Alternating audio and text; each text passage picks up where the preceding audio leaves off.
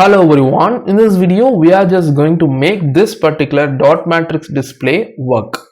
That is, we are just going to interface this particular display with Arduino Uno development board, and we are going to understand how it is functioning and how you can program it. Let's get started. So this is a continuation video from the previous video, so please do watch that video before watching this. Otherwise you may feel like I am not starting from the beginning, so I recommend you watching that video before watching this. As the first step, right over here we are just going to build the schematic in the Proteus for simulation, and then we are just going to proceed with the programming part. I'm just going to delete all the probes right over here, and coming to the component selection, I'm just going to select the Arduino Uno. And if you want another dot matrix, you can just type in matrix, and you can see varieties of dot matrix already available in Proteus. This is 5x7 blue, this is green, orange, red, and this is 8x8 blue, green, orange, and red 8x8. If you want another display of a different color, you can choose among these. So I'm just going to place the Arduino right over here. And regarding the connection, it is very simple. I'm just going to start from 13 connected to first row, 12 I'm connecting to second row, digital pin 11 connecting to third row, fourth row I'm just connecting it to digital pin 10, fifth row digital pin 9, sixth row digital pin 8, seventh row digital pin 7, final row digital pin 6. And from pin 5 I'm just going to utilize for column. First column is connected to digital pin 5, second column to digital pin 4, third column to digital pin 3, fourth column to digital pin 2, fifth column to digital pin 1, sixth column to digital pin 0. Now that the digital pins are complete in Arduino Uno, I'm just going to use the A5 right over here for column 7 and A4 for column 8. So this is possible. You can configure analog pin also as digital pin for your application. So that's all about the schematic. Let's move to the Arduino IDE so that we can build the software required for driving or printing some data onto this dot matrix display using Arduino Uno development board or Atmega 328 microcontroller on the Arduino Uno development board. So in the first level, I have defined all the pins right over here as macros. You can see as per the connections made, I have defined these macros. I have just defined a macro called R1 with the value 13. Since the row 1 is connected to digital pin 13, I have done so. Similarly, I have done for R2. R2, I have defined a macro with the value 12. So till row 8, I have done this.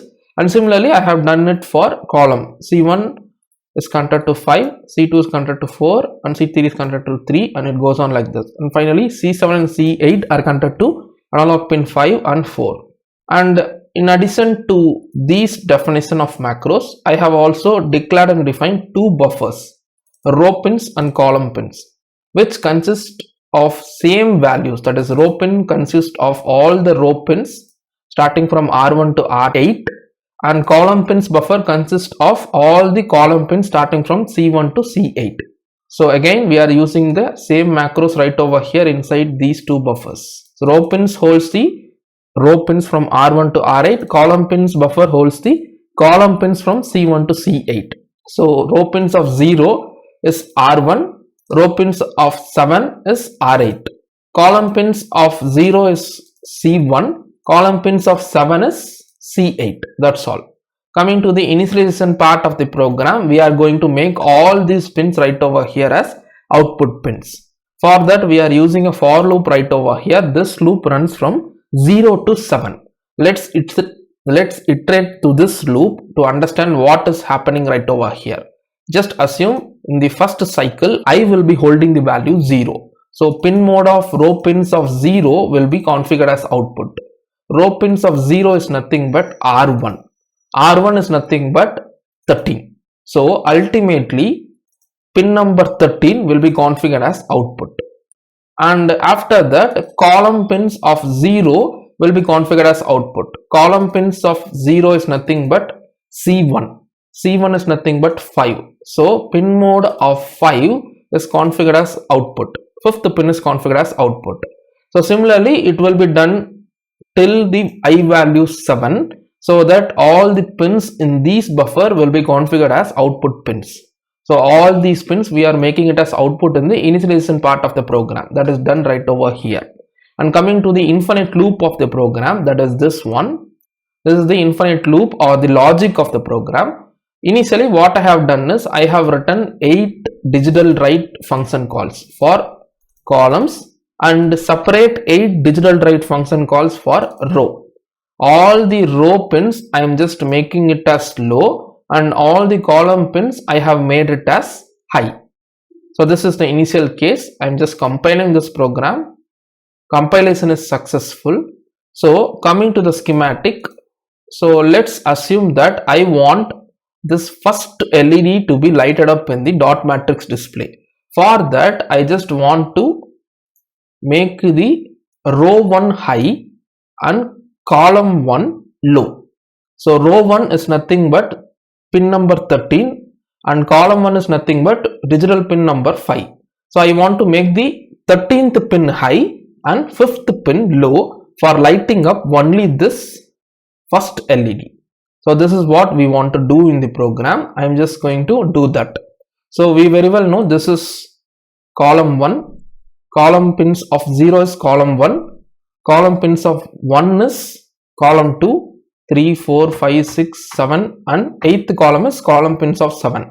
Similarly, row pins of 0 corresponds to row 1, row pins of 1 corresponds to row 2 and row pins of 7 corresponds to row 8. So as I said, I am just going to make the column 1 as 0 and row 1 as high. I am compiling this. The compilation is successful. So coming to the schematic, that is Proteus, double click on this Arduino. Click on this file. You can go to, this is a common path, so go to C drive, users, username, app data, local, Arduino, sketches and search for the recent one. Date is 15/2, so I am just going for the recent one. You can see this is the X file that is generated. It is generated. Now I am just selecting that. Click on OK. Now when I run this, you can see the program successfully lighted up the first LED in the dot matrix. Now let us test the last LED, that is this last LED to be lighted up instead of first LED. For that what I can do, just imagine for last LED I want the 8th row to be lighted up and 8th column to be low. This is what I want to do. So here I am just making this as 0. 8th row, that is row pins of 7, I am just lighting it up, and 8th column I am just making it as 0. I am compiling this. Compilation is successful. You don't need to load the program again. It will be updated when you start the simulation. You can see the last LED is lighted up. Now let's test another LED in between, that is I want this particular LED to be lighted up, that is row 4 and column 4. So for that what I can do is I can just turn off the 4th column and turn on the 4th row. I am just compiling this. Now when I run this simulation, you can see that particular LED is lighted up. So this is the way for turning each and every pixel of dot matrix by a straightforward method of driving the dot matrix from the GPIO output of Arduino Uno development board. So if I want all the LEDs in row 1 to be lighted up, what I can do is I can just turn on the row 1 and I can turn off all the columns right over here. Now when I build this, now when I start the simulation, you can see all the LEDs in the row 1 is lighted up. In this way, you will be able to access each and every pixel using the super loop method. but there is one difficulty that we will discuss in the future video. But now understand, this is the way of turning on a particular pin or a set of row pins in the dot matrix display using Arduino Uno program. Now we will try to do some optimization measures for this particular program. That is, each time I just want to call all these 8 function calls for driving all the rows and all these 8 function calls for driving columns. So instead of doing this, I will take everything right over here and I will put it right over here as a separate function, print data. And this print data actually receives, let's assume it receives a buffer, and with the value, another value, with the another value, and with the second parameter data. I will make it as print row data. So I don't want this. I will just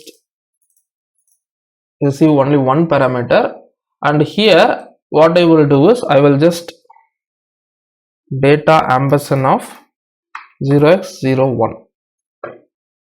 Similarly, I will do for second bit. Here I will do it for fourth bit. Here I will do it for third bit.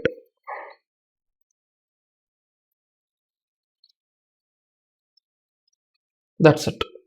So this data is a 8-bit data starting from bit 0 to bit 7. So each bit corresponds to each row pin data. So what we will do is we will pass a hexadecimal data to this particular print row data, so that each bit in that hexadecimal, bit 0 to bit 7, corresponds to each row. Bit 0 corresponds to row 1, bit 1 corresponds to row 2, bit 2 corresponds to row 3, it goes on like that, and bit 7 corresponds to row 8 data. So each bit corresponds to each row data. So what I will do is I will just call this, and what we were printing fully the row, correct. So what I will do is, instead of data, I will make 0xff. If I call this, I will get all the first row printed. So here I got some problem, that is, I want this declaration and definition to be in the top. It is compiled.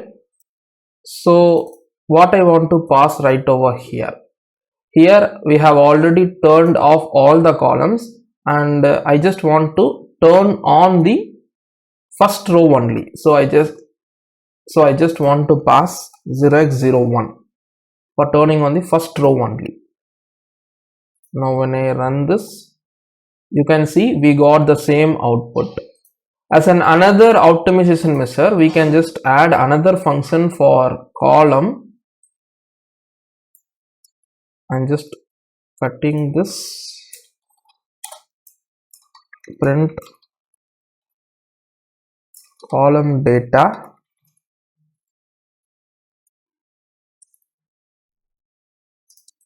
So this particular function, actually I'm just going to call it inside this print row. Here I just want to call 0x00 for clearing all the columns. So what I will do is I will just make this call inside the super loop itself.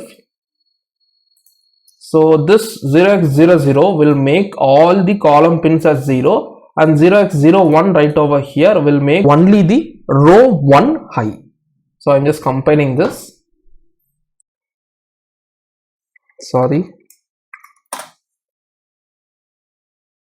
I got a compilation error right over here.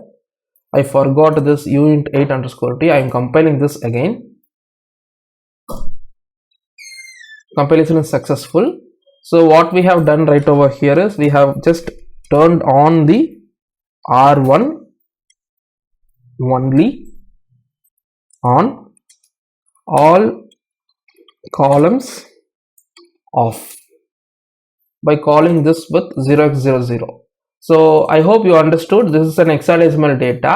So each time when you call or pass 8-bit data, that 8-bit data will be directly reflected onto the rows right over here. 0th bit will be corresponding to row 1, first bit will be corresponding to row 2, and it goes on like that. And similarly it happens for column 1, column 2 also. If you call this print column data function, I am just building this. Build is successful. You can see done compiling. Now when I run this, I am getting the same output. So I hope you understood how you can directly drive a dot matrix display using Arduino by connecting the dot matrix terminal rows and columns directly to GPIO output pins of Arduino Uno development board in this particular video. And in the next video we will try to explore more. We will try to print some alphabets, numbers or animations onto this dot matrix by using some other techniques that we will see in the next video. I hope you learned something new in this particular video. See you in the next video. Thanks for watching.